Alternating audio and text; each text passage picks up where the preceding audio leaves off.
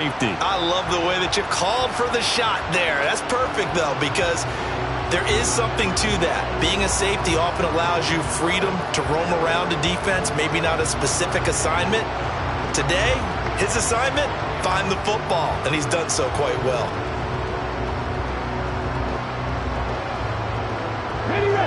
Here are the Vikings now to start their next drive.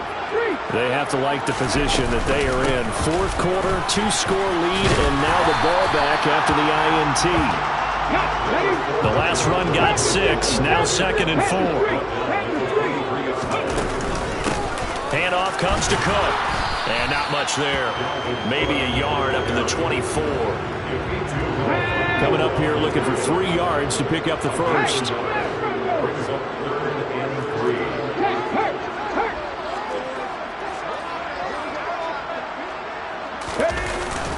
Third down, Dalvin Cook.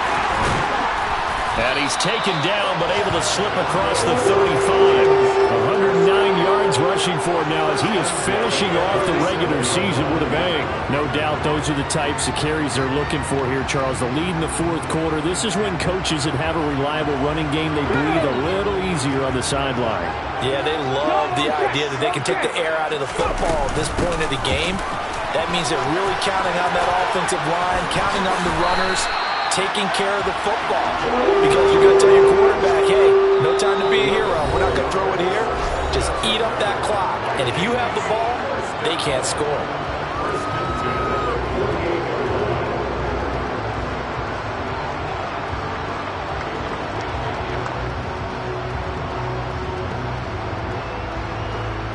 Two first downs have them up near midfield now on 1st and 10. They'll try and wind down some clock with Cook. And for one of the few times here today, this run's not going to go anywhere. Jeff Okudah up from his cornerback spot to make the play. That time they're able to bottle him up, but he's having a really nice game. I agree with that. Let's just go big picture, right?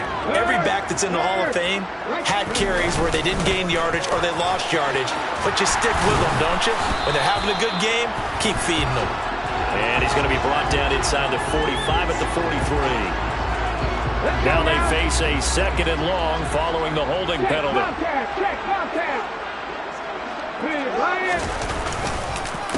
A give. This is Cook. And he'll be tackled right on the midfield logo. The recipe's pretty simple, I think, right? Just give your superstar the ball, continue to feed him. Yeah, don't overthink this one, right? Make sure he's touching the football, but you're also counting on his intelligence in playing the game as well. If it's not there, don't force the run. Just make sure you hang on to the football and keep the clock ticking. And now here's another interception. And the Lions are going to take over here up near the 40.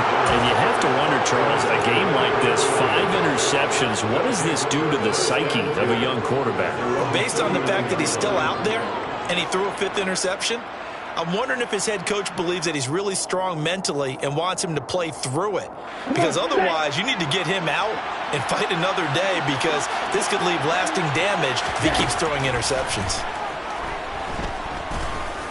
He's going to let it fly. And this is caught.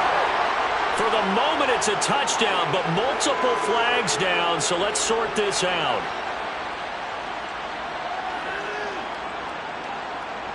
So the illegal forward pass also costs him a down, and now it's 2nd and long. Now they'll throw here out of the gun. The Vikings after him, and they get there for the sack. They'll wind up losing a full 9 yards here on the sack. Now it's 3rd down. I remember throughout my career here in defensive coaching, I always say, guys, you got to earn the right to rush the passer. But they put themselves in a great spot with this big lead, and they know they've got to throw the ball. These pass rushers have to be salivating. It is pin your ears back time and deep. And the defense loses him. It's complete. And he is into the end zone for the touchdown. So they still need a miracle with a clock where it's at, but they get one piece to the puzzle done. Still have hope. And what a throw that was, Charles. You think about the situation, close game, 4th quarter, rookie quarterback. He doesn't seem fazed one bit. So much for bright lights, big city, and will he wilt? Not at all. The stage not too big, the moment not too big at all. They needed points on that series, and not only did he produce a touchdown drive, but how about finishing it off with a big play that only adds to the momentum that they've already established. So looking at this situation, you should have time for the onside kick and then at least one play. And the Vikings hands team able to recover, and that should just about do it. Fourth quarter, they felt like they needed the football back. Unfortunately, they couldn't get it. And I know we brought analytics into the game, and someone has said here that the data says that when a team's expecting an onside kick, 80% of the time, the team expecting it, they do actually recover the ball, which is what we saw here.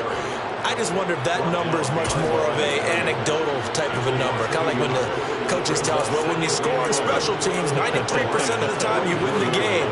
I'm still waiting to see that number is empirical. After the loss to start out, here's 2nd and 11. That one looks like he'll throw here. That is caught by Thielen. And he'll get this one down near the 20-yard line, just shy of the 20. That was an excellent come-from-behind victory, Charles, especially there in the fourth quarter. Both offense and defense were clicking. They're going to feel good about this one. Are they ever? Because hey, DJ Mosky, let's get it. We the champions here in Los Angeles.